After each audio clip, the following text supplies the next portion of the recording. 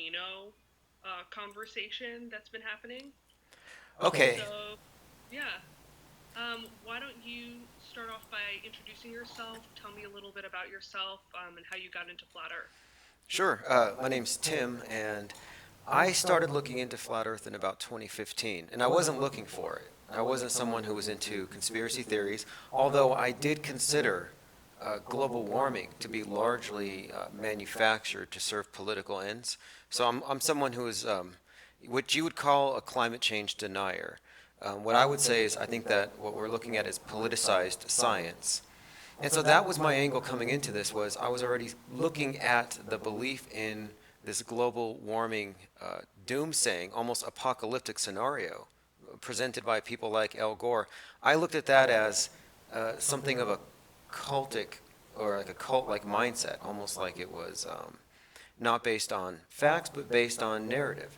So then the more I looked into this, the more I started to question scientists. You know, we all talk about fake news. Well, I started looking into what I thought was fake science, agenda-driven science, and this led me into the area of researching whether or not the Earth is in fact what they have represented it to be.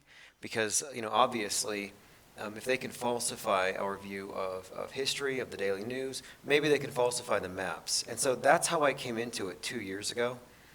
And the along with that, you begin to unravel other things. You're like, well, so if the world is not a spinning ball, then gravity isn't caused by what they say.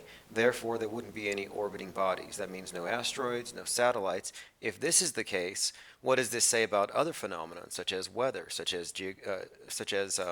even like you mentioned, volcanoes? That would fall into this. So, I'm not denying that these things exist, but what I'm saying is that the official explanations need to be explained in light of what might be significant differences between the way that the world is according to the official orthodoxy and what those of us who are questioning it happen to think it might be.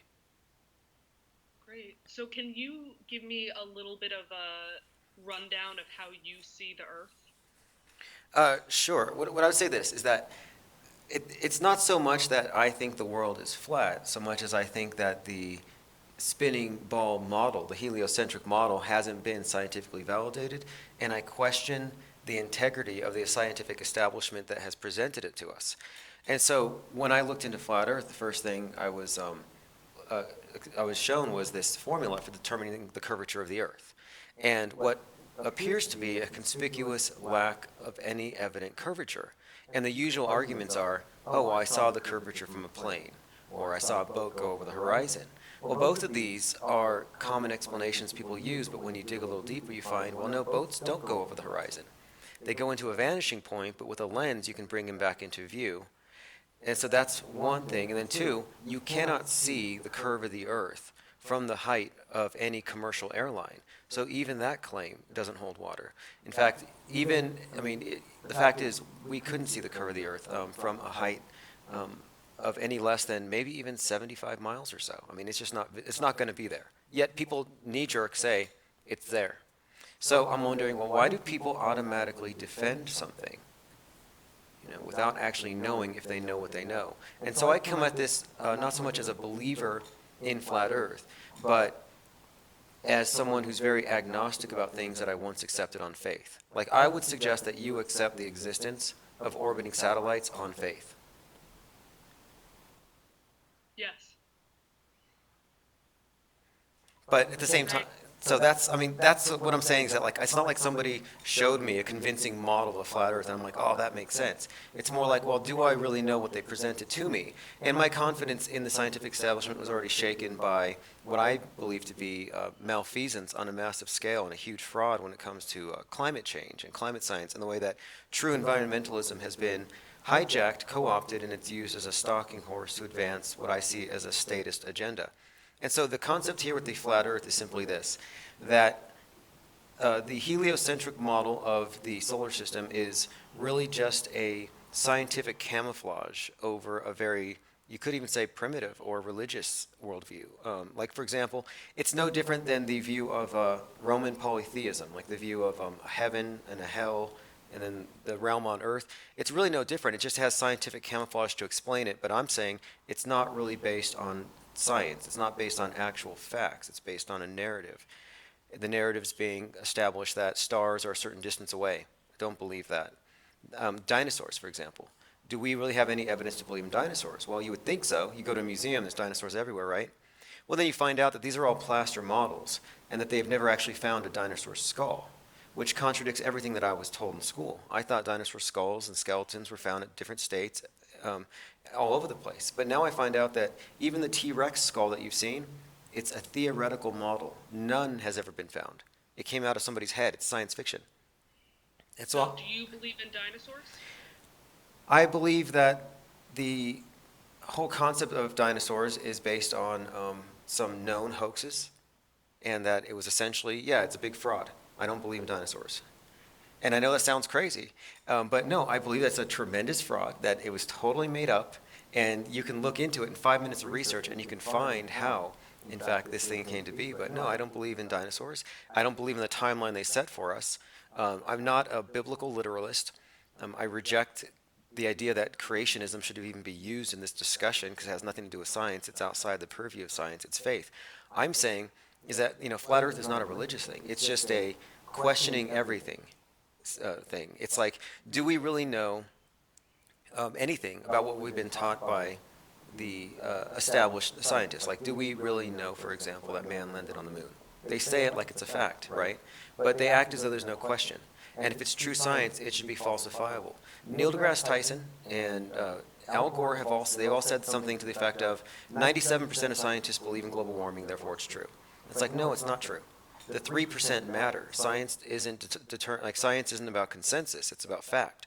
And what I'm saying is that they have been putting consensus and narrative over fact for so long that the priesthood, that the scientists have become a de facto priesthood. And I don't trust anything they say, not about dinosaurs, not about climate change, not about asteroids, or about various diseases, overpopulation. I think they're a bunch of doomsayers hired by the government to keep us in line. And I think that the Earth might actually be stationary for sure. Movement is, stationary. There is no stellar parallax, no parallax whatsoever. It's stationary. We don't know if it's 100% flat. We don't know how big it is. We don't know if there is an enclosure. But we do know that if it's not moving, we can infer many things from this. One being, we have to re-examine what we're told about plate tectonics and about what supposedly is the core of the Earth. If it's not a spinning ball, if gravity isn't exactly as they've described it to us, then we don't know. And that's one of the things that separates those of us who are questioning from those who don't. We're just saying we don't know many of the things that many of you think you know and claim to know and declare that you know, which you can't know because you've only accepted it on faith. So when you look at this flat Earth thing, it's not a bunch of idiots, with tinfoil hats, not a bunch of uneducated, malcontents. It's just a lot of people who have a lot of questions, serious questions from the government, entertainment, the media, specifically the scientific establishment. We think they all have agendas and that they benefit from lying to us about the shape of the Earth. And the biggest question people ask is why? Well, because if the Earth is not a ball, if it is in fact something else, if the Antarctic area isn't a continent but is in fact a region at the perimeter, then there's more land, more resources, and that would be all the motive you would need to deceive a massive population of people. There's nowhere else to go, is what you would tell them. When, meanwhile, we could potentially be sitting on vast resources that are being kept from us for purposes of maintaining control. Just totalitarianism. That's all it is. But it's ancient. And what are your thoughts on different, geological formations? So let's say mountains, trees, Right. volcanoes. I'm sure you've seen the No Trees on Flat Earth video. Yeah, that's. Give me your thoughts on all that. Now that video. I watched. It's kind of hard to understand the guy if you've listened to it. And what he's suggesting here is that mountains are in fact ancient tree stumps. Absurd on the face of it. I thought it was entertaining speculation. I think it's remarkable how there are patterns in nature that repeat. And yeah, you could make the case that some of these mountains do in fact look like tree stumps, many things, but that doesn't mean that they are the same. And I wouldn't leap to that. However, because I am searching for truth, I did look at it and question, well, what would this mean? what could we infer from this? And I think it's great that people are asking these questions, but I think it's important that we don't throw out actual scientific methodology. And that's where I think some people who follow these videos blindly error in their thinking and in their judgment is you're not doing science by watching YouTube videos. You're considering ideas, but there's still work involved. And I would say that the vast majority of scientists aren't aware of these large-scale deceptions that have essentially tainted their research. Like, I mean, for example, let's say that these stars are not trillions of light years away. Let's say that they're just maybe a few thousand miles away, don't know what they are. If that's the case, then every trained scientist who is going out there, doing astronomy, for example, is starting off with the premise that these stars are a vast distance away when they're not. And so there's everything that comes out from then is then therefore pseudoscience. It's not related to science, it's error. And so I think that we're dealing with a massive error, a series of errors. Like we have an error in thought if we just assume climate change is real. We have an error in thought if we assume that everything presented to us by the media is real. There is just so much evidence of not only malfeasance but outright deception and propaganda. And I think people are wisening up to it. And Flat Earth just represents that people are finally waking up to the propaganda in geology, in science, coming from the space program, coming from NASA. I would say that there's not a huge amount of like what you would call consensus among flat earthers about everything, but they can all agree that the ISS, the space station, is fake, that it's a movie, and there's green screen, there's harnesses. If you care to look, in fact, one of the astronauts was at a college campus last week, and he was called out by someone on YouTube, another friend of mine, who asked him about bubbles in space. And the thing is, if you ever watch these ISS spacewalks, occasionally you see bubbles in space. And that just so happens to be the case that they train for spacewalks in this vast pool of desalinated water. And so what is suggested here is that they're faking space. They're literally faking space, and they always have. It's always been a movie, and it's always been presented to us as real, and we've never had the ability to question it or challenge it.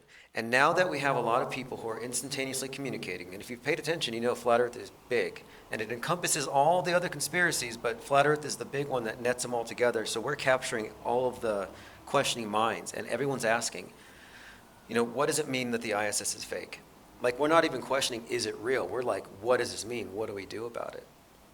The NASA's taking $50 million a day to make these science fiction films presented as reality, to distort our minds, to make us convinced that there is no more land. Like, this is a big deal, and it's laughable only at first, but once you scratch the surface and you recognize that this also has to do with freedom of speech, because the same people who are looking into the flat earth are finding out that there are other areas of research that are just as relevant to the deception that encompasses the very shape of the world. One of them being that the media is running fabricated events, fake events, drills, presenting them as real, scaring the public. And then those of us who question these things are being censored on YouTube left and right.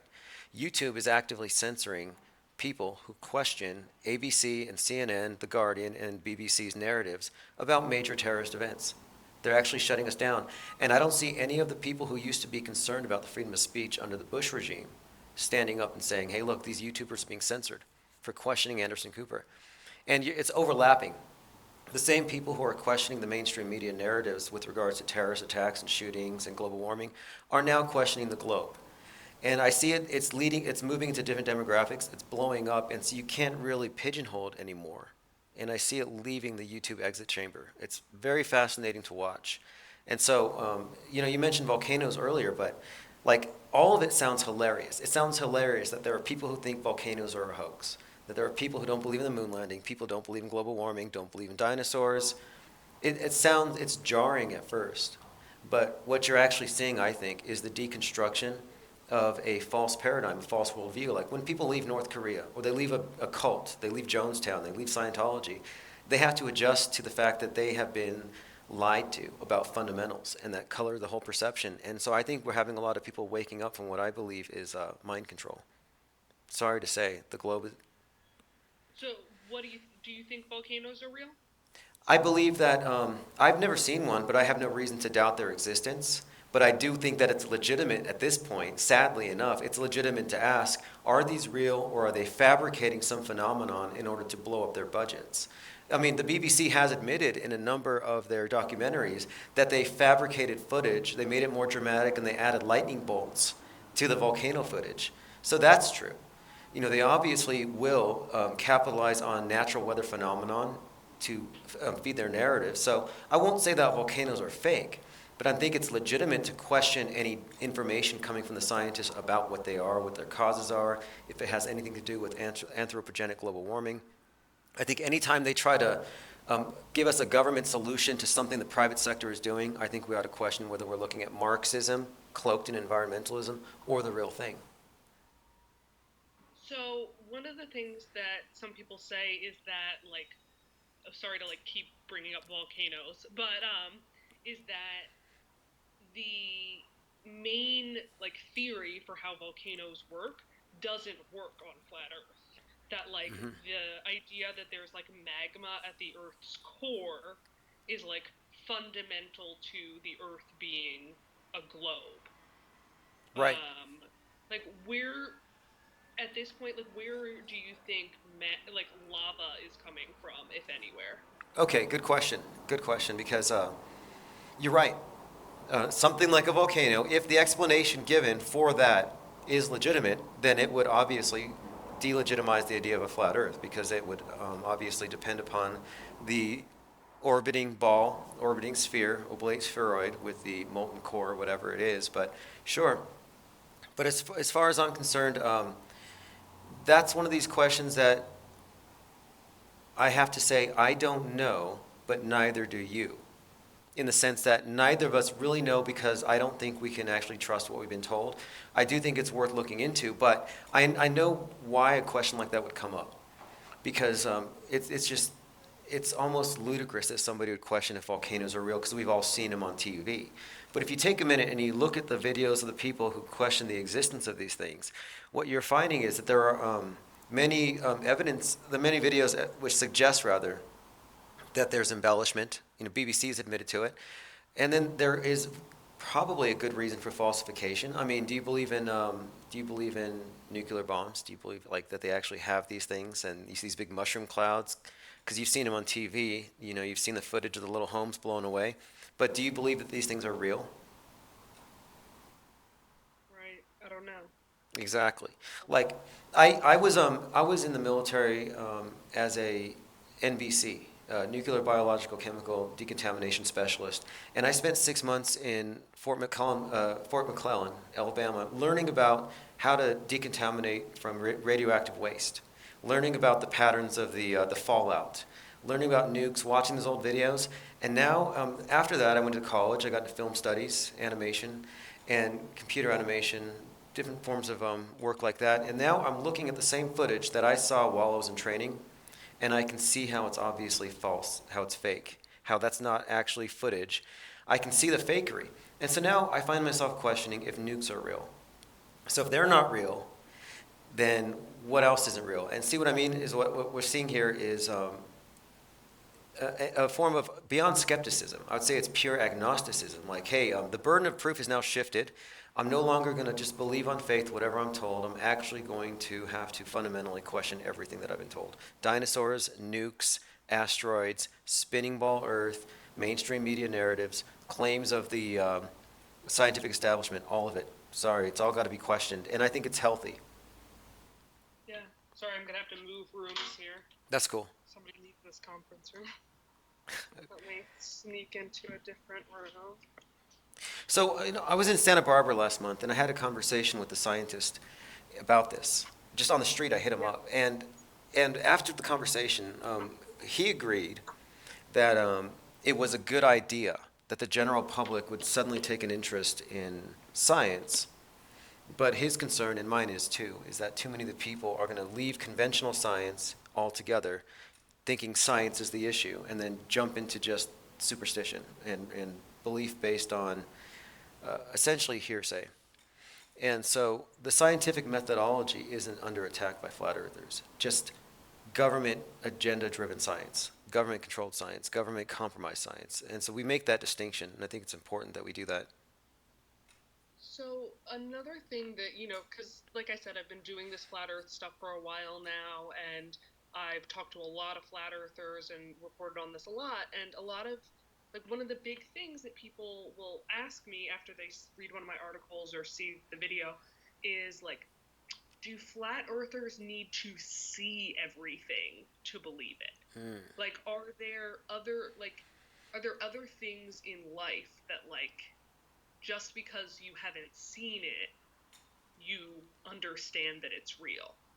Sure. Do you know what I mean? Sure. Exactly. Right. Right. Right. Like, in other words, you can't be like seeing it to believe it has its limitations. There are some things you can't see. Like you will not be big enough as a human being to perceive the curvature of the earth. Your eyes can't do it. We don't have the optics. We don't have the hardware to perceive a lot of the things. Like there's no reason for us to think that we should be able to feel the spin of the earth. I think that's absurd. And so that's there are certainly limitations to what we can perceive. However, what we're just pointing out are lack of things that could be measured. Conspicuous absences. Like so, for example, um, I was talking to someone who was working on she was a Coast Guard, submarine. Talk to people with submarines, talk to people in Coast Guard, and many of them say the same thing, that whether they're on their deck with the binoculars or they're with the periscopes, they're seeing boats on the horizon at 40, 50, and 60 miles away. And this is verified by radar. Now, 40, 50, 60 miles away creates a problem because at the curvature formula accepted for a sphere, 25,000 miles in circumference, is 8 inches per mile squared. So at 60 miles, you're lacking 1,700 feet of curvature if you're up 40 feet on the deck. 40 feet on the deck, seeing a boat 60 miles away, you're missing 1,800 feet of curvature. There's a big hump. There's no explanation for that. And there are people who routine, day after day, make these observations, make these contacts at that distance, and they don't know. So I've been contacted by one individual who retired from the Coast Guard and another retired Navy. I've talked to people from submarines. I've talked to people in air defense artillery, all of them using various ways of targeting or painting targets at 60 miles plus, 100 miles plus on the ground. Um, and so this presents a problem because there is no accounting for curvature there at all. And so it's not that we can't see the curvature, it's that even when it should be there, it's not there. And so that's very problematic. And then so what we're looking for is we want to see a picture of the Earth from space spinning. You think it would be easy. The ISS, they have gorilla costumes, they have footballs, they have guitars, they have jerseys, they have all this cool fancy science experiment stuff, but they don't have a single camera to walk over and snap a picture of the Earth from space. All we get are these CGI renderings that are admitted composites. And so it's not that we need to see the Earth to believe it, we just need to see a picture, not a composite that's admitted to be an artistic rendering. So we're not asking to see anything that we shouldn't expect to see. We're just asking to see a damn picture of the Earth. It's that simple. So, what other conspiracies are you interested in? What other conspiracies? Well, because of flat Earth, I've actually stopped looking at different scapegoats. See, I happen to think that the people who constructed this deception have accounted for those of us who would ask questions, and so they set up a bunch of scapegoats. And so, when I first got in, I was a little turned away because it seemed like a lot of people were looking for who done it. Was it the reptilians? Was it the Jews? Was it the Jesuits? There was all these they're always looking for the target to see who to blame. And so that's why I kind of never really got too deeply into conspiracy. It was like, I'm not going to go look at every Masonic lodge out there as some kind of hotbed for nefarious activity. I think it promotes a very superstitious and fear-based worldview to think that we have these evil people doing things everywhere. And so instead, I kind of, instead of looking at conspiracies, I'm just looking at deception from the state using its monopoly on force to coerce populations into behaving in ways that are inimical to their own human rights. And so I look at the globe itself as a construct, as a tool for controlling people by restricting access to resources, to land. And then along with the globe comes an entire worldview where they tell you that you have a carbon footprint. You see, flat Earth means no carbon footprint. Because the idea that you just existing on the planet, you have some kind of a deficit, you're creating some type of harm, you're damaging the planet, and you need to somehow compensate for it. my contention is that there is no carbon footprint, but that they convince us of it because it serves the same purpose as original sin. Where if they can convince the individual that they're inherently bad, sinful, flawed, and they need to be made presentable to the state or to the priesthood, they need to clean themselves up to be able to be ready for heaven. So I think what they've done is they've created a system where man is able to accept a lowly status, that he's a blight, that he's an accident, that the earth is a sign, the earth's, that its relative smallness in the galaxy is a sign of our insignificance. So I think the globe is a tool to convince the slave class that they're insignificant, that they take a toll on the environment. And look at the two standards of, there's like these two, there's a double standard. You got Al Gore, who has an air conditioning bill exceeding $1 million a year, telling us to live in shanty towns. This elitist mentality where they use the globe to convince us that we're worthless and that we need to basically kneel, subjugate, engage in altruism, self-sacrifice, asceticism. So I see the globe as a tool of socio-political control. It gives them all kinds of reason to do so. By limiting land, by confining us, it gives them the power to divide us up into basically plantations. Every country, every nation is just under. I mean, what I'm saying here is that all the differences between nations are only for our entertainment. That behind the scenes they all work the same. International Space Station. You know, people say, well, there's no way that Japan's space agency and China's agency, Europe's agency, and NASA are all going to be working together. Yep, absolutely they are. They are. The people behind this deception are all working together. You mentioned earlier about terrorist attacks, that you don't believe the way the media portrays them. Right. How did you perceive the attack in New York the past, a week ago? Okay, my reaction to that one was, and this is going to sound bad, I call it auto-hoaxing. There's a slang term. People in conspiracy circles don't like people who immediately jump to conclusions. But it got so bad with so many of these events where so many people were like, I don't believe it. It's a hoax. They would take 5 minutes looking and call it a hoax. So in a very pejorative sense, we called them auto-hoaxers. Like, oh no, here come the auto-hoaxers. Well, after Vegas, after I saw the way that YouTube was censoring people, I decided that the most dangerous people on the planet right now are auto-believers. The ones who automatically believe whatever they're told, are frightened accordingly, and react accordingly. The ones who allow themselves to be terrorized by the media with their fake events, or whether the events are real or fake. They're using the media to terrorize people about these threats. They're inflating them, they're using their narratives. So ever since then, I'm like, hey, listen, the burden of proof is shifted from us to the, the burden of proof is shifted from rather the faith in the media has been shaking enough to where we can no longer accept what they say at face value. So if the media says a truck plowed into a group of people and killed 10 of them, I can't just believe it because the media reported it. I'm sorry. They've lost their credibility. I think it's safe to be an auto-hoaxer. It's safe to say it's probably fake. And so when I saw that, I'm like, it's probably fake. I'm not even going to look into it. And then I was like, just to test myself, I went back a few hours later and I looked at it, and it sounded like a typical fake event where they're trying to frame up a certain group. So in this case, it was a guy supposedly screaming Allah Akbar, totally stereotypical. They always do this whenever it's a terrorist attack. Then he came out of his car with fake guns, and the police shot him. That always happens. They always shoot the guy so we can never hear from him. And it advances the narrative of, oh, we need a stronger national security apparatus because there are terrorists running amok. So to me, every time there's one of these events where the media presents it, solves it, and tells us who did it, before the thing's even over, before the blood would even be dry, I figure, okay, this is agenda-driven news. It's probably a corporate PR stunt presented as real. So the New York thing, I haven't looked heavily into it, but my initial reaction, fake. Las Vegas, I had 5 YouTube channels shut down for even talking about it, and I know it was fake. And I know it was fake because I was investigating it with others, and we were noticing the inconsistencies. We spotted a few anomalies with the, in fact, there were some very, very, very interesting connections between that event and the one in Orlando, which I and many others also contend was fake. So I've lost my faith in the media, and I think that's a good thing. So then how do you feel about talking to me? Well, I think this is important. I think it's important because, see, if I'm wrong and if we're wrong, you're going to be the ones to correct us. You're going to be the ones to present us with something incontrovertible that says, okay, look, we got to reconsider. And I think that it would be a great opportunity. Like, listen, like there are so No, many. but I'm the media. Well, no, you are the media, right? In one sense, but when I say the media, I'm talking about like the big networks who set the narrative, and then anybody who goes along with them, yeah, you will by extension.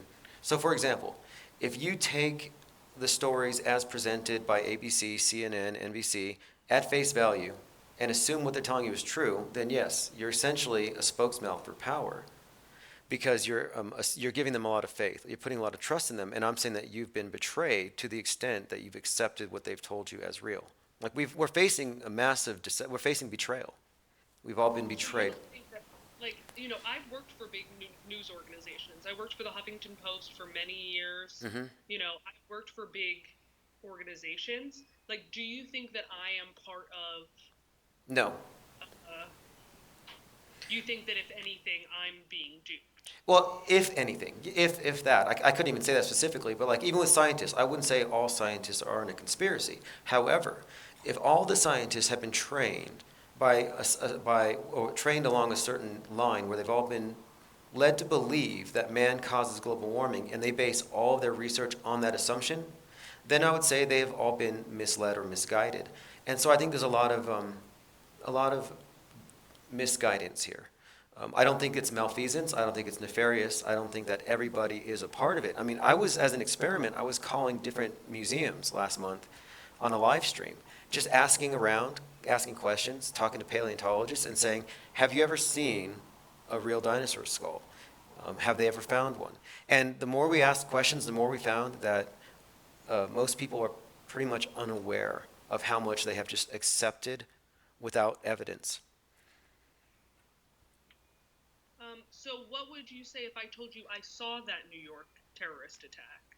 Okay, if it, Because I did. okay, okay, now, well, I wouldn't immediately assert that nobody died. I would say I question the media. So what I would be, if I was investigating that, I would be looking for more information than what's presented by big media, and I would look for inconsistencies, obviously. And if somebody told me they saw it, it's still hearsay, um, unless I have something to go along with that. Because what happens is, let's say there's a mall shooting, and this happened actually. There was a truck that ran over some people in Berlin on Christmas, supposedly, and a number of people thought it looked fake, and some of the dolls, the bodies looked like rubber, looked like theatrical blood. It looked hoaxed. So on YouTube, I said so on a video. I said, I don't know if this thing's real. It looks kind of fake. And somebody in the comments said, my girlfriend was run over by that truck. She's dying right now in the hospital, and you're on here, and I wouldn't let you say that to my face. So he was threatening me over this, right? And I'm thinking to myself, wait a minute, this happened an hour ago. He already knows it's his girlfriend. And instead of being in the hospital with her, he's on YouTube, on a marginal channel, on a guy with 500 subs, trying to correct the record. So what I'm finding is that many of these events are staffed with online paid shills, trolls, agents, whatever you want to call them, whose job it is to maintain the integrity of the official narrative by forcing the idea out there. There are real victims. Don't question the story. You will hurt the victims. So the victims in these stories are often propped up as human shields to keep us from questioning the story. This was big at Sandy Hook. How dare you question Sandy Hook? 26 kids died. Then you find out the whole thing was a movie production and that these kids didn't even exist. And even saying that sounds shocking to people who've never looked into it, but it takes 10 minutes of research. The thing has been thoroughly debunked. But people have a hard time accepting that the government and the media and law enforcement and the DHS are all colluding. This is sedition. This is sedition at the highest level, and it involves all of us, and we're either working for it or against it, but most people who are working for it don't even know it. I mean, I was in the military. I had no idea what was going on higher up. I know how compartmentalized it could be. I could have been set loose to kill a bunch of people with no real, you know, true basis for doing so other than, someone else's hearsay or some piece of propaganda, some psyop, who knows. So at this point, I would say that flat earthers are just the most skeptical people on this thing, plane or planet. So last thing is, can you tell me a little bit more about yourself, your age, your occupation, Sure. all that? Sure. I'm 36. I was in the military after high school. I was, like I said, nuclear, biological, chemical decontamination. I turned that into a job cleaning up after crime scenes. Because biological decon, cleaning up, and then I moved into the mortuary field, and I worked in that capacity for 3 or 4 years, and then after that, I just became self-employed, like I am now, selling art and murals, and I get into a little retail arbitrage, eBay, and that kind of thing. But no, I've been self-employed for about 7 or 8 years now. And then starting in January, I decided that this flat earthing is actually probably, and I won't say probably, I actually believe it is the just the tip of the iceberg. I think what we're going to see here is what I'm considering to be a reformation, like the Protestant Reformation, where you have a priesthood being deposed. And I believe that this flat earth thing is actually um, just a kind of it's the early stages of what happens when the priesthood of today, and that would be the media, that'd be the scientists, the academia, the politicians, I think we're going to see a lot of them just lose their authority, the authority that's been vested in them. I don't see a bloody revolution, not a French Revolution. I see more of just a major divergence of political thought and people having their relationship with big government changed. I think people are going to recognize we've had too much faith in government, too much faith in media, too much faith in these institutions that have all lied to us. And I think that collectively we're all going to take a step back. And I think that flat earth is just basically a symptom of that. And it's just the beginning. And it's not even the major issue. The major issue to me is autonomy of thought and self-governance. And so I think that the globe itself is a symptom of too much centralized governmental authority where they control what you think, what you see, and how you interpret reality itself. Like the globe is the matrix, and I think it's fallen apart. That's why I call it a new Reformation. The Protestant Reformation was facilitated by movable type press, and people are finally able to read the Bible and question what they were being told.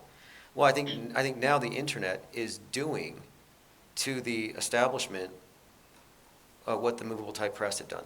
It's allowing the people to think for themselves and to consider information unfiltered from centralized authorities who have definitely a lot to gain by maintaining control over the narratives and the parameters of discourse.